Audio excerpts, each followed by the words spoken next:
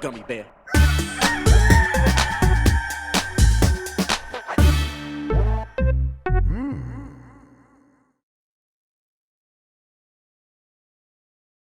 It's the internet. You're busy. Let's do this for September 12th, 2022. For the next hour or so, let me help you sort through the world of gaming on Game Mess Mornings Live with me, Jeff Grubb. Today, Jonathan Drake's Disney Interactive Studios is back. And on this podcast, we love and respect Big the Cat. Yes. But first, please join me in welcoming today's co-host to Game Mess Mornings. It's Mike Minotti from GamesBeat. Mike, how are you doing? I feel pretty good. You feel pretty good? I'm feeling pretty good too, Mike. Yeah. That's right. It was an interesting morning where I was like, listen, I don't know if it's going to get announced. I never knew when it was going to get announced. I sure hope it gets announced today, though. And there we are. Nintendo Direct actually gets confirmed for 10 a.m. tomorrow. Yeah, it's a big boy. It's a big boy, Jeff. Not a mini, not a partner, not some other weird variation on the Direct. 40 minutes long. You know what? Let's do the intro thing and let's get right into it. Okay, before we get into this mess, let's explain ourselves. Each weekday, I, Jeff Grubb, will help piece your gaming life back together. That includes breaking news, the catch-up where we discuss the biggest topics consuming the lives of gamers everywhere, and maybe bring in some of our own original reporting. For all these topics, I'll get the input of a bona fide expert who will make me look smart. If you are watching live on Twitch, welcome. Hello, Twitch. You can always listen to the show later on podcast feeds by searching for Game Mess Mornings or find the RSS on giantbomb.com. You can also catch the show later with chapters and timestamps on YouTube. Hello, YouTube. Okay, we have a lot to get into, so let's start the morning mess with the Nintendo Direct is happening tomorrow, 10 a.m. Eastern, 7 a.m. Pacific time. It's kind of exactly what we've been saying for a whole month now, basically. It's also not going to be live streamed in the UK due to respecting the Queen's mourning period, which also, big surprise, they had that conversation too. Just like we were trying to say. Well, we weren't lying about that either. Yeah, right. It's nice because in the days before, most people are like that actually do believe you are just quiet and waiting for it to happen. And the people who are skeptical show up in droves. And so then when something like this does get confirmed, you're like, oh, wow, way more people were believing us the entire time. So it's nice to get it confirmed. I guess at this point, what do you expect, Mike Minotti? Well, they're saying to expect announcements mostly about games coming to the Switch this winter.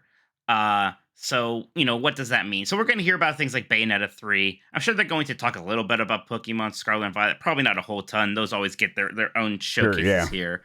I know it's not exactly winter, but this November, there's a pretty big anniversary coming up for a beloved GameCube game, isn't there, Jeff? Yes, it seems it would be wild if Metroid Prime wasn't there. They're having a Direct. Metroid Prime 1, by the way. We don't mean 4. Not Metroid Prime 4 and not the trilogy. Metroid Prime 1 remaster. Apparently they have done a ton of work. The word I've gotten is it looks really, really good. So also it's been done for going on like 10 months. It's just been sitting there. It's another one of those games where it's just been done. And so why would you hold on to this and then not put it out on its anniversary? You wouldn't. Like it's coming. It's going to be there. I am very excited to see Metroid Prime make its big return. And it was also like, right before they announced the Direct, I'm like, maybe it'll be a mini, it'll be a lot of remasters. I'm like, but no, that apparently Metroid Prime is like a lot of effort. They wouldn't put that in a mini. And it's like, okay, no, they're gonna blow it out with a big Direct, and that's gonna be a big part of it. What do you think the chances are of that Fire Emblem game, which is in a very similar state to Metroid Prime in that it's been done for a very long time? You think that shows up here? I think it's a decent chance. I mean, again, if it's a big boy Direct, 40 minutes, they got to have some pretty big announcements. As excited as I am about some of the remasters, there's got to be some new, big game announcements. Fire Emblem coming out maybe in, the later part of winter, and that could be kind of their winter anchor here. That would make a decent amount of sense, right, Jeff? And give people enough time to kind of separate it from Xenoblade, right? Yes, exactly. And then they might have a few other surprises, maybe Nintendo Switch Online stuff where we get the Game Boy or something. I mean, okay. So I talked to Nate on Friday Nate the Hate, who's also been right alongside us predicting this direct, he said it would get announced today and come on Tuesday. He knew more than we did about the announcement timeline. He said, and he can't confirm this, so it's just a prediction from him, that but he said he started to hear some rumblings about this, that maybe the GameCube games that aren't likely to get the remaster treatments, like a Metroid Prime, might show up in some sort of form of Nintendo Switch Online. And again, that's just a prediction.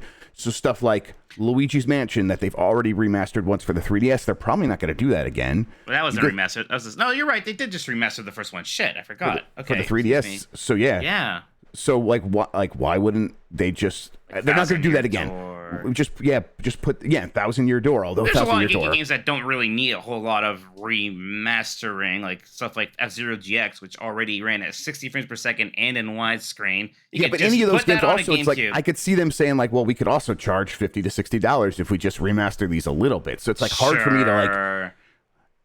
There are still a lot of GameCube games that maybe aren't on that bubble. That would be like Wario World. Yeah, Wario World, exactly. And there's a lot of that kind of stuff. So maybe I still think I will be shocked even after hearing that. I will be shocked if a GameCube game is in any if one GameCube game shows up on Nintendo Switch Online, let alone like a selection of titles. It would be wild seeing that like GameCube like home screen button for NSS, especially concurrent or before Game Boy, right? That seems right. Like, not doubting Nate the Hate here. He, like I said, you were he had the same skepticism. He's like, it just sounds like and his big thing was also like all of these announcements in one direct seems too good to be true. And I'm like, listen, I agree. Hey, this is the first real direct since February. That was also that's where I'm at. Like where if you listen to that show, you could hear me like work through some of my own like doubts. I'm definitely like a pessimist at heart. So it's like, those Zelda ports, which I guess is the main thing we need to talk about next. Yes. Twilight Princess, Wind Waker HD from the Wii U coming here. I'm like, listen, if those don't happen, I guess, but man, it just seems like we've heard it. The timing is right. They don't have a Zelda coming. Hey, when we originally heard about this direct, it was brought up because we were talking about these ports. I think, yeah. I went back and I replayed that in my mind, and it was like, oh no, that came up because of those games. It would, yes. And they could come out in the spring, like early part of the spring before the end of the fiscal year. They could come out in March. That would get them a Zelda game in this fiscal year. And then they could put out Breath of the Wild 2 either in early, later spring, which, could be as late as June, like right before E3 time, or they could delay it a little bit, whatever, who knows. But either way, it's like, no, then we get some Zelda games before that, and they can, it's going to be hard to release a Zelda port after Breath of the Wild 2 because it's going to sell so well for so long.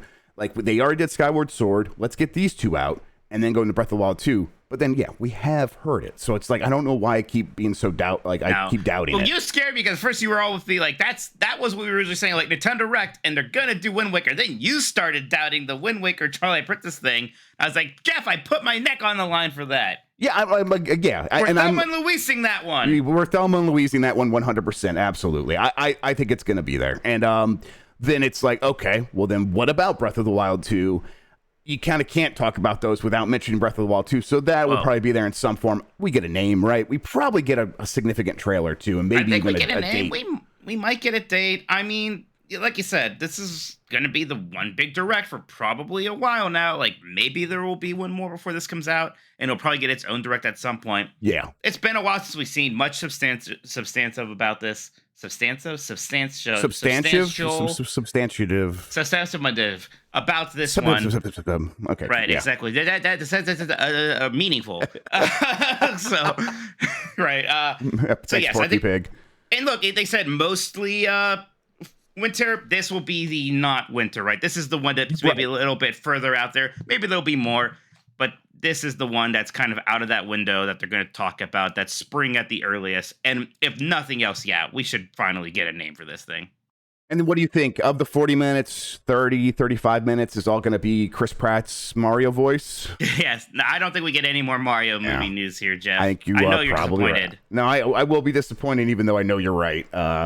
Again, I'll let myself be pleasantly surprised if something does show up, but it probably won't. Okay, so one more question, and chat kind of brought this up, Kane Highwind. So we're expecting to kind of like, oh, here's Wind Waker, Breath of the Wild, but here's Wind Waker, Twilight Princess, but here's Breath of the Wild 2. Is it going to be here's Metroid Prime, but also here's your first look at Metroid Prime 4 in a long time? You're right. That's where it's like, it's the direct begins to feel too good to be true, right? Where they're going to give us a significant amount of information about all of these games. So I don't know, but my gut would tell me that as part of announcing Metroid Prime Remaster for the anniversary, they say, and we will talk more about Metroid Prime 4 next year. We'll see you then. And that's all we get. Now, or maybe they put out a new logo and it's got a new font, right? Metroid Prime 4, the JPEG 2. Do you think that game's actually going to come out and be called Metroid Prime 4? I feel like it's going to be Metroid Prime subtitle. I don't know. I think there's a chance it'll be just called Metroid Prime 4. They're not doing... even 2 and 3 had subtitle. Metroid Prime 2, right. Corruption, Metroid Prime... Oh, Metroid Prime 3, it might still have a subtitle. It probably will still have a subtitle. You're right. Nintendo likes their subtitles. Like, Breath of the Wild 2 is not Breath of the Wild 2. It was never called that. It's the sequel to Breath of the Wild, and that'll definitely have its own weird... I like when subtitles compound. Like, we had Star Wars Dark Forces 4, Jedi Knight 3, Jedi Outcast 2, Jedi Academy. That was good. Yeah, that's always a good one. I don't think it was on the box like that, but that's what it is in my heart. Yes, absolutely, and that's what you want, for sure. Okay, one more question. Sing along chat here. Advance Wars. Is that getting a new date? I don't know. I think that they don't... I think that they just try to release it, although, as we're at a little bit of a high tide when it comes to news about the Ukraine war, where Ukraine's pushing back and stuff like that. So maybe they're just going to keep it like, damn, I don't know. We feel bad. I think that they probably do it this way. They say it's still coming. In fact, it's coming this Friday. Get it then. All right, moving on. Yeah, and it's like that much. And it's not shadow dropped either, so it doesn't feel like, let's go celebrate right now from this stuff. It's just like, it's coming out this Friday. Bye. I think I'm not Nintendo. I don't know. I think if I were Nintendo and I had the same sort of concerns and worries about my corporate reputation that Nintendo has, that's probably the way I would try to pull it off, if I'm going to try to pull it off. And again, I've said there's like a 1 in 15 chance that the game never comes out, but... if it does, I think just get it out, release it right now, or maybe just say it's coming in December or something like that, and do the same thing where you don't talk about it much until then, I guess. People want to know about GoldenEye as well. I don't think it's here, because if it wasn't going to be in August for its anniversary, why do it a month later at the Direct? I guess maybe Nintendo wants to be the one to announce it and not Microsoft, and they're like, well, we'll do it at our Direct that we have coming up in September. I don't know if that necessarily makes a lot of sense. So I'm not expecting GoldenEye here. We know that game is real. People have played it. You could see them playing on Xbox Live. You could see the achievements get populated on there. It's real. Does that mean it's coming out soon? It doesn't seem like it. So I don't know. Maybe we'll be shocked and it just also gets shadow dropped or something. They probably will. Will they at least announce what the Nintendo 64 game's going to be? Yeah, they haven't announced that for this month, right? We don't know. So yes, we'll get that, and maybe they will talk about what Nintendo Switch Online looks like going forward, even if they don't add Game Boy. Although it's the time of year to add stuff, they usually add something around this time. So I think we probably do get Game Boy Color, and then maybe something else on the and that'll be on the $20 tier, and maybe the $50 tier does get something bigger. And whether that's those other GameCube games or Game Boy Advance, I have no idea. But I think at least Game Boy Color on the $20 tier. All right, Mike. We'll find out tomorrow, and we're gonna be talking over this tomorrow on Giant Bomb, everybody. So tune in, watch along with us. You can watch me doubt myself anew beginning tomorrow watch Jeff's anxieties live as the 40 minutes go by and still no Twilight Princess, still no Wind Waker. Oh no, how do I get out of here? That's right.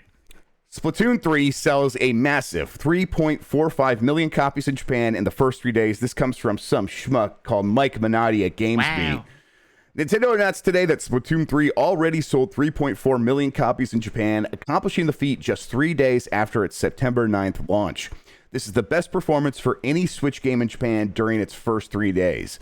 Splatoon 3 was... Clarification there. Apparently it's the best performance for any game in Japan in its first 3 days. Holy, okay, Like okay, wow. it's beating like Dragon Quests, and I mean, so I think number two, that like number, the old number one was Animal Crossing, New Horizons, and this beat this by almost a million, maybe something ridiculous. That number, 3.45 million copies in 3 days in Japan, is astronomical. It is impossible for me to like grasp that any game could sell that fast in a territory that small. Right? I mean, It's baffling. I adorably asked you during Unprofessional Fridays if you thought Splatoon 3 was going to sell 5 million copies by the end of the year. It's going to do it. It's already done it. This doesn't include US. When I first read it, I was like, that's a pretty big number because it just said domestic. And I'm like, wait, domestic? This press release is from Japan. What? I was confident about selling 5 million before the end of the year. I would not have been confident about it doing it before the end of the week, let alone the first 3 days. It is difficult to put into words how big Splatoon is worldwide, especially in Japan, but worldwide it is a massive success. The last game, I think you actually got 13.3 million copies worldwide for Splatoon 2, which debuted in 2017. That's a bigger number than just about any first-party release for the PlayStation or the Xbox. I really would struggle to think of any game. Spider-Man, maybe like Uncharted 4, I think did it like after being on sale, stuff like that. Miles Morales obviously got there, but there's not many more beyond those games. And then this game seems like it's going to race to maybe 15 million. 20 million is not off the table. It seems like I think 20 million is gonna maybe happen. So it's just a massive, huge success, and it goes to show that like we complain about they haven't changed a lot to the way the game plays. Like there's no marquee, like here's what's different with Splatoon 3. Here's what's new with Splatoon 3. It's all minor changes. Turns out the audience for this game is so big that if there's going to be millions of people who know and understand those minor changes and eat it all up and be like, hey, we just wanted improved online, functionality. And it's like, oh, well, we got that a little bit. So yeah, are you happy? And I think a lot of people will be happy. It also goes to show like, okay, Nintendo isn't putting out new IP every year, but they have a pretty good hit rate even when they are putting it out every couple of years. So yeah, ARMS isn't the biggest thing ever. Splatoon is the biggest thing ever. And the first one came out, 2015, 2014, something like that? Something like that, yeah, Wii U. So it's like, okay, yeah, so, that's, I guess, new IP, and that's what we're getting there to be almost 10 years old now. But still, it's like, in video game world, that's actually pretty decent. And now this is a franchise that is on the top tier for Nintendo. It's up there with Mario, Zelda, and Mario Kart, and a handful of others. And Luigi's Mansion 3. And the Luigi's Mansion 3, exactly. So it's pretty impressive stuff.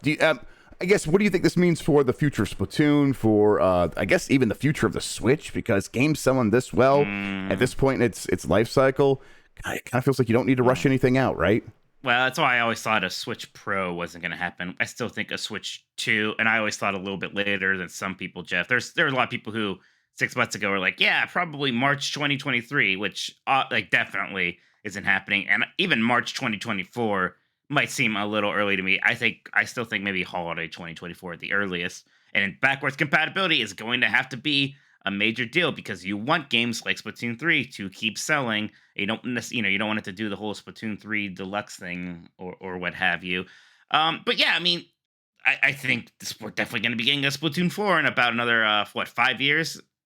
Makes a lot of sense, and it works for them because these games do sort of have a shelf life. And I think that's why so many people were excited to jump in here, because you can't really just go and get Splatoon 2 anymore and really have an amazing experience. They stopped the Splatfest. The single player stuff is still good and all that.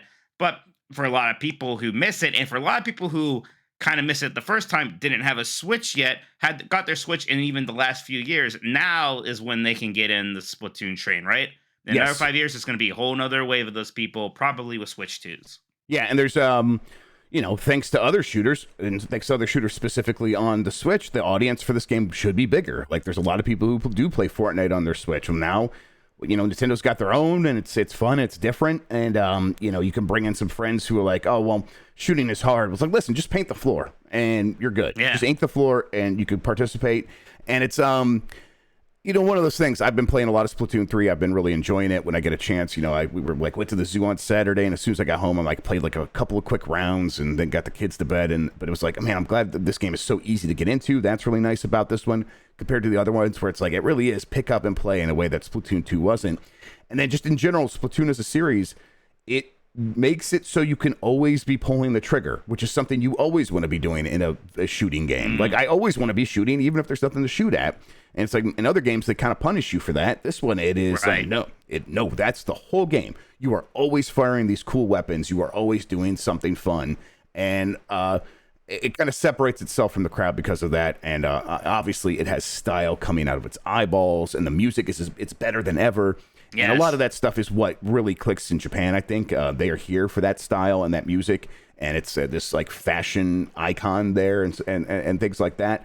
So idol culture and all that. Exactly. And so, yeah. And I am, I'm impressed that Nintendo has been able to capitalize on it. And now this game is just more the best example of that yet. So 3.45 million copies in 3 days in Japan. The fastest selling game through first 3 days for any game ever in that country. Just wild stuff. Who would have thought 10 years ago that Nintendo would have a massive shooter franchise? Yeah, right. And if you would have asked people to describe it, no one ever would have gotten anywhere near what it actually is. No.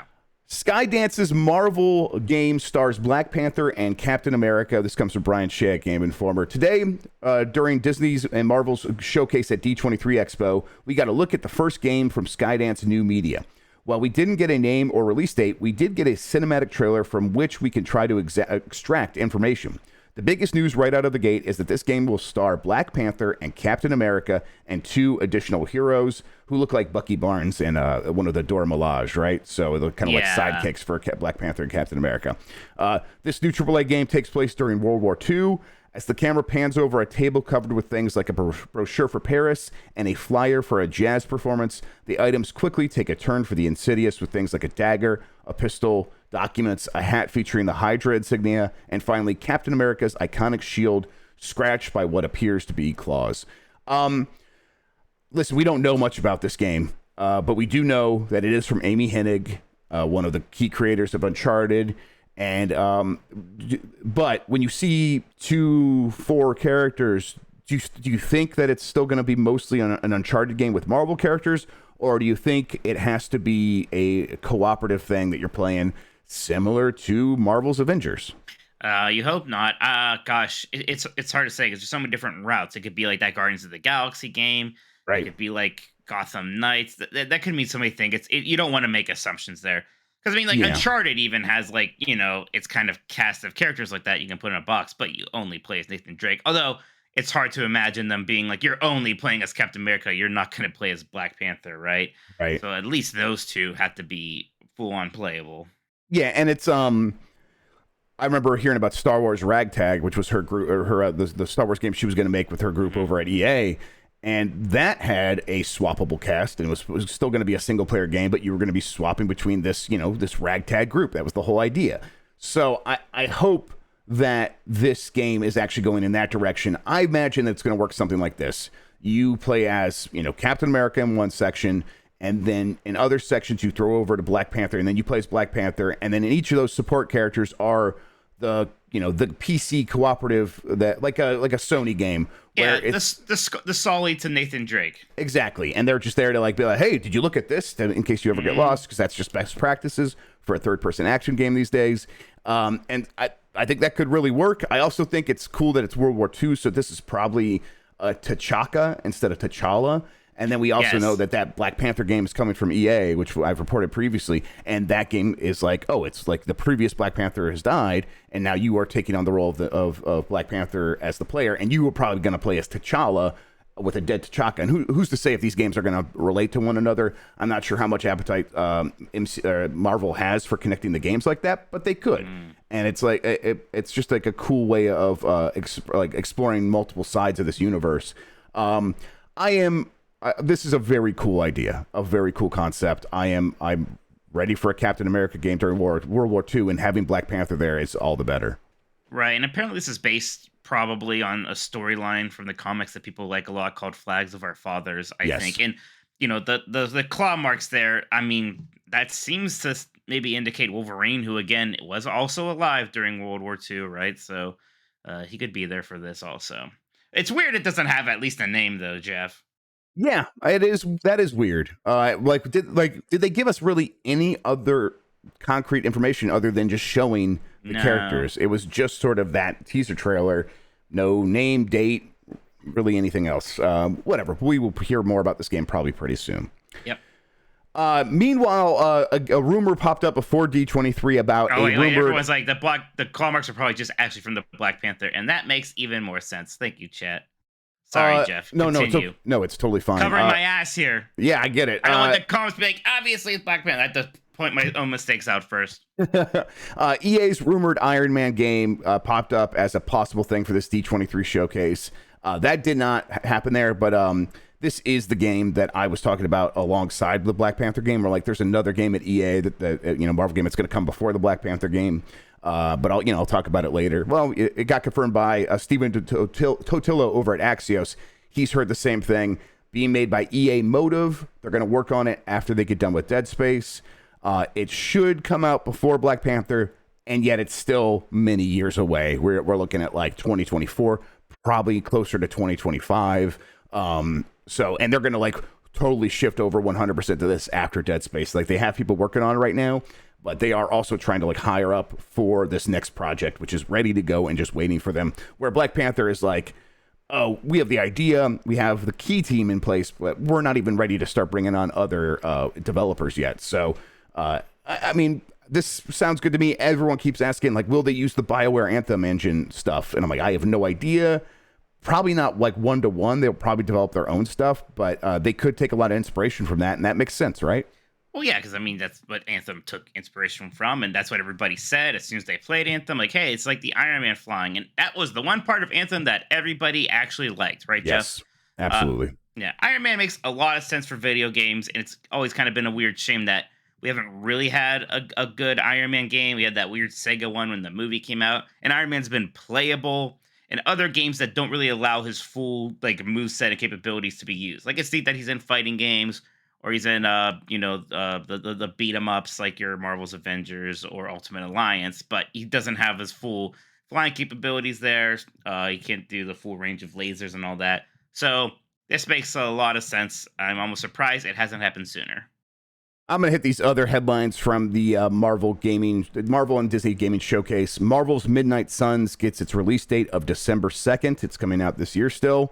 And I believe that's just for the current gen versions. The last gen versions, I don't know if they got confirmed for that date. Mike Bithell, his team Bithell Games, is working on a Tron visual novel. And then D La La Studios, which last made Battletoads, is making Mickey Mouse Illusion Island, which here's the YouTube description. Grab some friends and team up with Mickey, Minnie, Donald, and Goofy in Disney Illusion Island, a multiplayer platformer featuring the most iconic Disney mascot characters. Available for the Switch sometime in 2023. I think it's coming to other things as well. This was just the trailer from Nintendo. Anything to say about these or anything else that happened at D23, Mike? No, I'm excited for this Mickey Mouse game. It has big like Rayman Origins vibe. Yes. The name Illusion Island. I wonder if there's going to be some Castle of Illusion references here also. Even though I didn't necessarily get that vibe from the trailer, maybe if I looked harder, I would. I saw people being pretty rough on this showcase in general, Jeff. I think people maybe had their expectations really out of whack for this one. Granted, I'm a Disney guy, but I enjoyed people before were like, hey, like Star Wars, Jedi Fallen Survivor, or Jedi Survivor, is that going to be there? That's definitely going to be there, and all these other stuff. And Indiana Jones, right? Like, guys, what I'm hearing is no to most of that. I don't know what's going to be there, but the stuff everyone keeps asking me about, no, I don't think that's going to be there. And that stuff wasn't there. It was not exactly all mobile stuff, but it was definitely felt like smaller projects, side projects. I'll say this for the Disney games. They are doing a lot. And I wasn't necessarily ever expecting them to even get to this rate of like putting out this many games. So like something like D La La working on this Mickey Mouse Disney Illusion Island thing, that's like a pretty cool idea and a pretty cool way to get. Oh wait, should we explain who Mickey Mouse is for the kids? Because they're not going to know, right? Right. He hasn't been in anything since 1939 with Fantasia or whatever, right? So it's been a long time. We might have to give people an update. Yeah, way back when, some old guy with a mustache drew 3 circles, and then he made $1 zillion. The end. Yeah. Let's see. And then that Tron visual novel, we don't know much about it, but I don't know. I like Tron, so I guess we'll see. I do like Tron. I was a little like, oh, visual novel. Yeah. Like, Trons are such gamey games. It's kind of weird to take the most gamey of Disney properties and make it mostly just a slightly interactive movie, but okay. All right. Ubisoft also had a big event over the weekend on Saturday. We'll try to go through this pretty quickly as well, because a lot of it was just confirmations of leaks that happened before.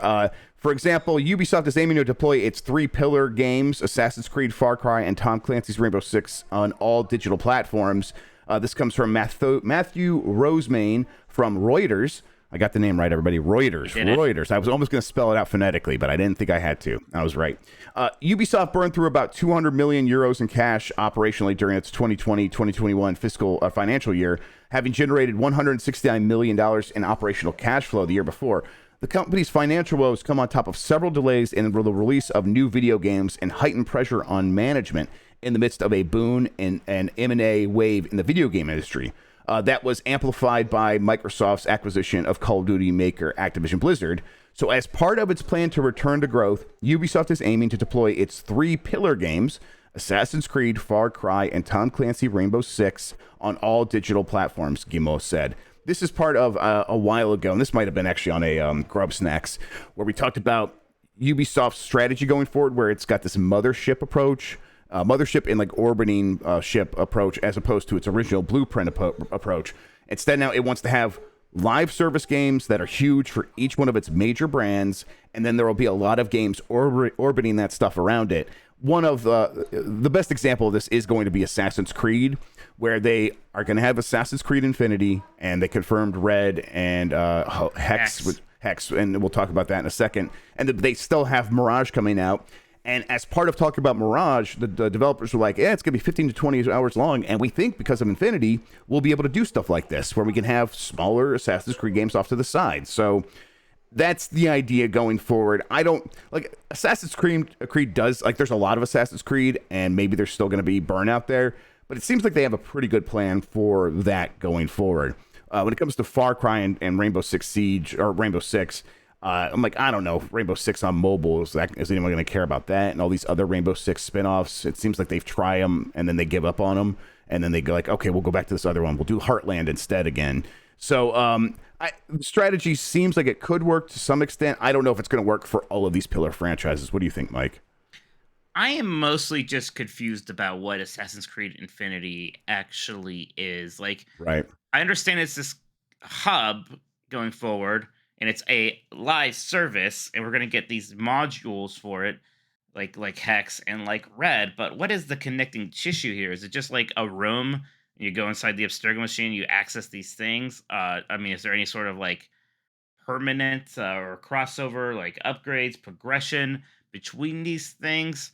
And I don't know. It's weird to me that this isn't getting clarified, because you talked about how stuff like Mirage can happen to the side. Well, why wouldn't it just be part of Infinity? Are all the Infinity games going to have the same gameplay mechanics, slight differences? I don't know.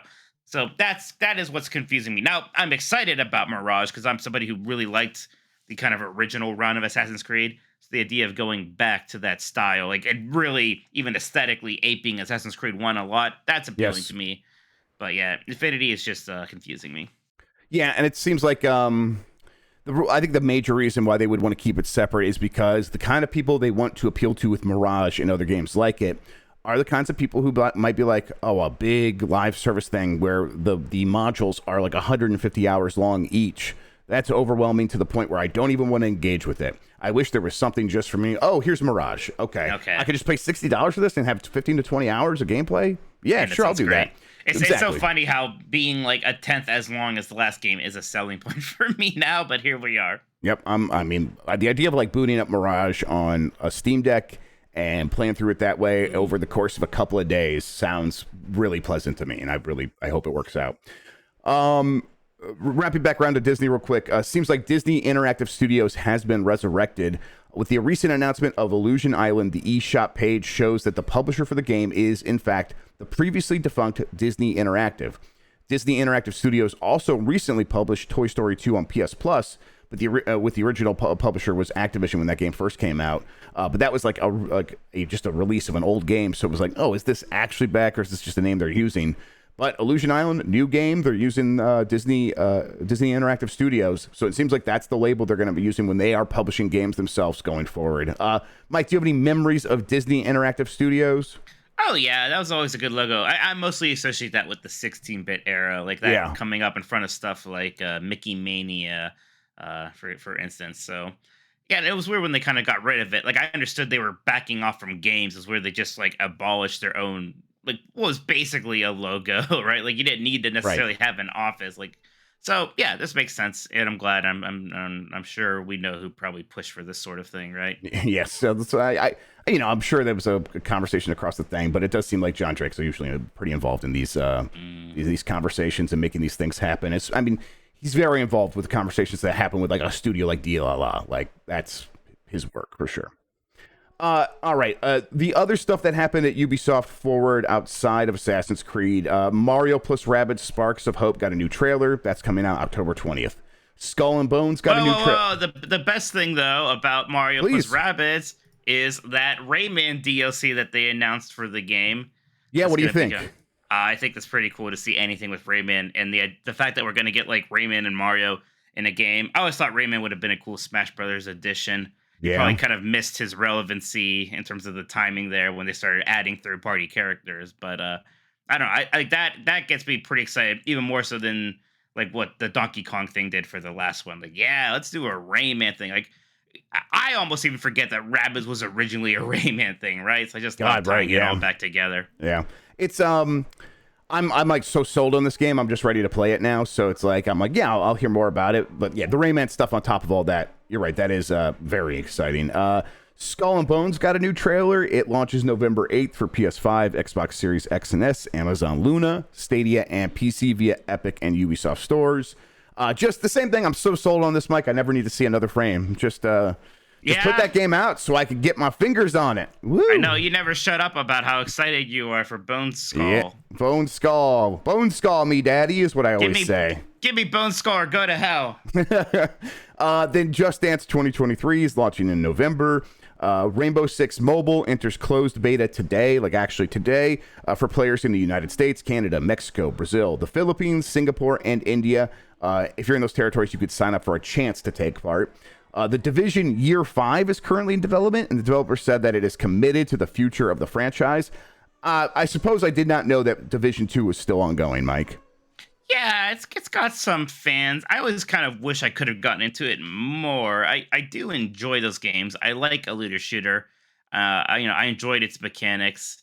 I don't know why I'm a sucker for like games set in DC, because I just think, like Fallout 3, I was like, oh, I'm going through the Air and Space Museum, but it's ruined. Yeah. And like the same thing in Division 2, there was like an Air and Space Museum level. I'm like, this is really neat. So I enjoyed it, but it is at this point where I'm already wondering about the Division 3. Because even though this game is still ongoing, I have to imagine it has run out of a decent amount of gas. The Division Heartland also received a new trailer showing off the game's location. The free-to-play survival shooter is set in Silver Creek, a small town in Middle America. And to be clear, when I say Division 3, I do not mean this. Yes, right. This is its own sort of weird battle royale thing that they've been working off and on for a while now. It is back on, and I guess it's coming out. It'll be on mobile, but it'll also be on consoles and stuff like that as a free-to-play shooter. The Crew 2 will introduce new ice tracks as part of its 6th season, which begins on September 12th on all platforms. All platforms. 6th season. There's 6 seasons of the Crew 2 content, Mike. Yeah, season 4 was really good, but season 5 was a bit of a backstep for them. Right, I know you're all over that. That's your main beat there. Season 2 was the height. Everybody knows that, but hopefully season 6 can be half as good. So yeah, I got this is the Heartland stuff. I'll just play this in the background. We talk about the last little bit here. In collaboration with Konami, Ubisoft also announced that Simon Belmont and Alucard from the Castlevania series will be joining Brawlhalla as playable characters on October 19th. Simon Belmont kind of cheating on Smash Brothers. What the hell? Yeah, it's pretty weird. I didn't see this. Is it like his NES box art design? Because there's so many weird versions of Simon Belmont out there.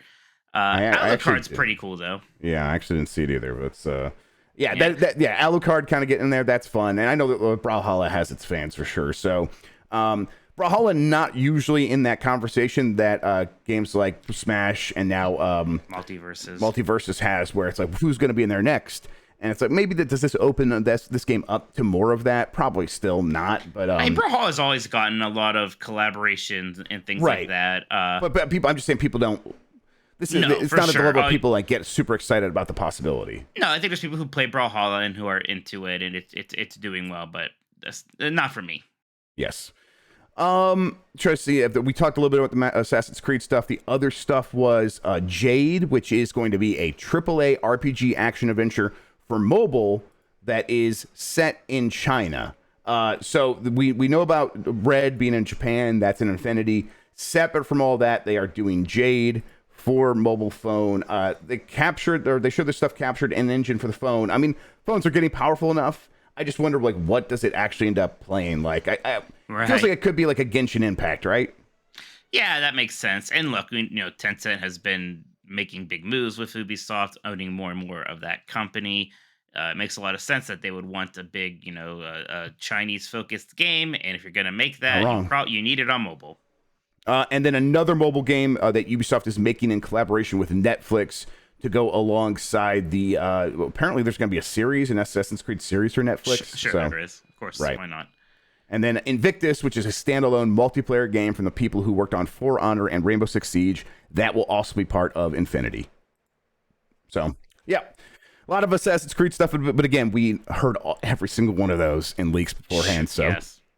It was nice to get it confirmed, and I'm with you though. I'm excited about Mirage. I will play it, or at least I'll give it a try, and then I need to hear what Infinity is like. What is the structure of how I engage with the content inside of Infinity? Give me something sooner rather than later. Are you more excited for Red or for Hex? Hex is a very interesting concept to me. Actually, let me bring it up. I just got the teaser here. A lot of people are excited for that. I think that sounds a little too grim for me. I feel like I'm going to be seeing a lot of old ladies getting hung, and I'm going to see the life go out of the eyes of a lot of innocent women. Yes, you're definitely right. I hope that they can go with the spooky side of things and avoid the this was religion punishing women for being women. This was just the worst. Right? Yes, exactly. It's very similar to your issues with Unity, which had the French Revolution, where this is just kind of scary, actually. Yes, that was my thing with Unity. Like the trailer, there was the thing where that guy got beheaded. Look at his head blink while he's on a pike. I was like, what? No. Yeah, this isn't fun. And it's like when you actually get into the real history of this stuff is not fun. It's not spooky. It's just violence done unto innocent people so many times. Yes, absolutely, and that can be distasteful. I hope that they're able to walk this line and just kind of be like, yeah, we understand that stuff. We're going to try to do this in a way that is more whimsical, but maybe that's a tough line to walk as well. I don't even know. I get it. You don't want to whitewash these things. I understand. I am just saying that's not something I'm necessarily very interested in playing. I just kind of want to be witchcraft in the Assassin's Creed universe could be a cool thing. I hope we get that stuff and it's fun. We'll see. Finally here, Square Enix becomes part of the Oasis blockchain. Square Enix's blockchain ambitions have ramped up as the publisher becomes part of a chain itself. The company has partnered with Oasis to become a node validator on the upcoming blockchain of the same name. The company claims to be building an environmentally friendly proof-of-stake blockchain. A node validator stores a copy of the blockchain and performs other functions that aim to keep the system secure. Oasis is due to launch later this year with 21 node validators at first, with scope to add more over time. Square Enix is the last of this initial wave, alongside Bandai Namco Research, Sega, Ubisoft, which also has a node on the Tezos blockchain, Netmarble, WeMade, Com2Us, and Yield Guild Games. So a lot of people apparently getting in on this Oasis action. The Final Fantasy publisher will also be working with Oasis on exploring the feasibility of harnessing user contributions in the development of new games on the Oasis blockchain. So it's like clockwork, every 2 to 3 months, we hear more information about how Square Enix is still embracing the blockchain. At a certain point, I'm like, oh, this stuff has gone away, and even Square Enix knows that nothing's going to happen with it, and then they just come back with something like this. So I suppose it's not like a big investment or ask to be a part of something like this. This is just them still hedging their bets. But it feels like they should know by now that this is a bad idea. Yeah, I mean, it seems like their president, the one who they made that New Year's letter, I think he's a true believer, Jeff. Yeah. As gross as it is. My question is, since Square Enix is just on the blockchain, does that mean I can steal Square Enix? Yeah, right. Can I hack the president of Square Enix's wallet and just have him click on this awesome picture of Tifa doing the Jacko pose over the sword and be like, once he clicks on that, all his the blockchain stuff just goes to my wallet? Because that's what I'm going to do. That's how I do it. That's how I hack them. All right, Mike, we got bigger things to talk about. And by that, of course, I mean getting to the catch-up where Sonic Frontiers leaked footage shows Big the Cat minigame. I've jumped ahead to this footage. Let's take a look here. Here's Sonic running around, and then all of a sudden, Big the Cat with a fishing pole by the water, at what's called the Western fishing spot. He says, "Oh, hey, Sonic, do you want to fish?" I'm supposing here. It's a good-looking Big the Cat. He hands him a fishing pole. Mike, I think we got to just say, like, this is a good-looking Big the Cat, and I'm very proud to see him back in a video game. I was actually playing Sonic Adventure DX on the GameCube just on Dreamcast Day, September 9th, and I played a little bit of the Big the Cat campaign during that. Look, Big the Cat, his design is actually good. Like, there's a lot of really ugly Sonic friends. Big the Cat, design-wise, is good. His problem was that he was doing, like, that weird, like, stereotypical cartoon, like, I'm real dumb thing, and like it's not borderline offensive, it's kind of offensive, right? So they just don't do that anymore. But the idea of like this big lazy fat cat who likes to fish, that's always good. Also, his song from Sonic Adventure is a absolute banger. Hey big guy, hey little guy, can you tell me what's inside? It's good stuff. Very good stuff. Who's better, Big the Cat or Big Man from Splatoon 3? Oh, no, you're getting me trouble. I don't like Big Man's okay. I think everyone likes Big Man. I'm like, I would actually be fine if it was just the two idols. I think Big Man is a little too much. He's kind of a hanger on there. Sorry, Jeff, not a big man, not a big man fan. Sorry. All right, and then let's see. Uncharted Legacy of Thieves PC release date has also leaked. This is from the Epic Games Store, where we could see highlighted over here, kind of small if you want to look on the video, October 19th. It hits the Epic Games Store on October 19th, according to this little image here that people posted to Imager. That sounds fine, right? This game has to come out eventually, right? We've been waiting for it for literally months. They never said anything about the release date for PC. Yeah, and now finally it seems like it should be coming out. Is it time, Jeff? Now we have to put our necks on the line for a Sony presentation this month now? Because I mean, no, go to hell. I'm not doing that. I'm out. I quit. Okay, but like seriously, like why hasn't this been announced yet? Well, maybe they'll announce it at that. Yeah, right? I mean, I do think that there probably is a Sony event coming up soon. I don't know. I guess maybe after Tokyo Game Show now, but maybe they could still just announce one today and do it like later this week or something like that. I don't think so. But yeah, they need to have a big PlayStation showcase, or at least a Sony State of Play within the next couple of months. And yeah, to save this announcement for then, why not? They've been putting the PC port release dates into their State of Plays. So yeah, the thing is, we just have not heard anything remotely concrete about that. It is just speculation that makes a lot of sense, but nothing actually concrete about any reason to think that there would be one coming, other than they've done it before at this time of year. Mm-hmm. And maybe like how Nintendo waited until after the big release of Splatoon 3 to talk about their next stuff. Maybe they're gonna wait until God of War gets announced to really do a big presentation here, or maybe they're just gonna do one this month anyways. I don't know.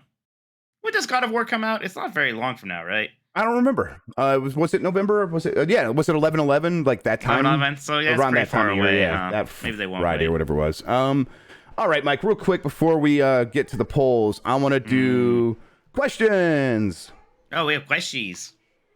Questions for Mikeys. It's time for the Grubbsnax question of the day. If you have a question, hit that ask a question button there at the top of the page on giantbomb.com/chat, or just at me on Twitch. I'll see it. I'm looking. I'm watching, everybody. So ask your question real quick. Me and Mike will get to it real quick, and then we're going to go to the polls and wrap this show up. I see that there's a lot already being asked. So nice. From Kane Highwind, are you finishing Xenoblade 3 today? I'm just going to say yes every time someone asks me this now. I'm going to be playing it today. So there's that. Will we ever get a Sleeping Dogs 2? Mike, what say you? No. What does Nate the Hate look like? From Winter Reese asks. I've never seen him. I don't know. Yeah, Slay McAwesome. Is Big the Cat a meep? Mike, you can answer this. yes. That's a meep. Very good. Nicopotamus. Nintendo Direct Front Mission was supposed to be out in summer. And he's asking, like, does it come at the Direct Front Mission? Yeah, I forgot about it. I was never much of a front mission person. Gargoyles. That's from Dan the Brad said Jeff Grubb say gargoyles. Gargoyles. I still can't believe that's happening. Yeah, that's pretty cool. Let's see. Are you wearing pants from Christian? I'm wearing shorts. Still. No. Damn it. And then from Casual, which ice cream flavor is the best flavor? You don't. You're not big on. Oh, he's about to stand up and ready to run. I checked it out. Ice cream. Best ice cream flavor that you can get most places is butter pecan. Salted caramel is very good, and it's showing up more and more. I can't believe that cinnamon is somehow like a rare ice cream flavor I never see. Cinnamon and desserty things go everywhere, but just normal cinnamon flavor. Sometimes places will be like, here's cinnamon roll flavored ice cream, as if it's disgusting to just have cinnamon ice cream. We have to pretend it tastes like a cinnamon roll instead. Do you think Halo MCC will come to the Switch? That's from J-Dog on Twitch. I doubt it. Yeah, no. I don't think so. And then from Joy Use, Nintendo is going to have a pretty insane 6 months starting with Xenoblade. Yeah, I think so. It's like kind of nonstop for the next several months, and then kind of going up until whenever we get Breath of the Wild 2. And then Canamus, do you think Oracle of Ages / Seasons remake will happen with all Link's Awakening's groundwork done? I would love that, but I would also love it. I feel like we might just be getting like those coming to the NSO with like maybe just a little bit of work done to make the sort of, crossover thing work there. Although that was just done through password stuff anyways, huh? So I guess it wouldn't really matter. Yeah, you wouldn't even need that. Yeah, I think we might just get those on NSO. I'm afraid. I like those games a lot. They don't have the cachet that Link's Awakening does. I think they just do a new game, a new Zelda 2D game from Grezzo using that engine. I think that's likely. That would be good. Although then, see, now instead of just like, oh, it's a remake, it's cool. Now you're going to get compared to Link Between Worlds, and that's but I mean, Nintendo could just make sure that they do it as good as Link Between Worlds. Yeah, they're very good overseeing their partners. That, and it's like, sure. And I never thought Link Between Worlds was going to be as good as Link to the Past, but I'm still like, they can't make one as good as that again. Yeah, I mean, honestly, if it just feels as good to play as that game feels to play, I'll be pretty happy. All right, everybody, thank you for your questions. That does it for the Grubbsnax segment. Let's get to the poll from last Friday. We asked Billy Mitchell's doctor won't see him because he cheated.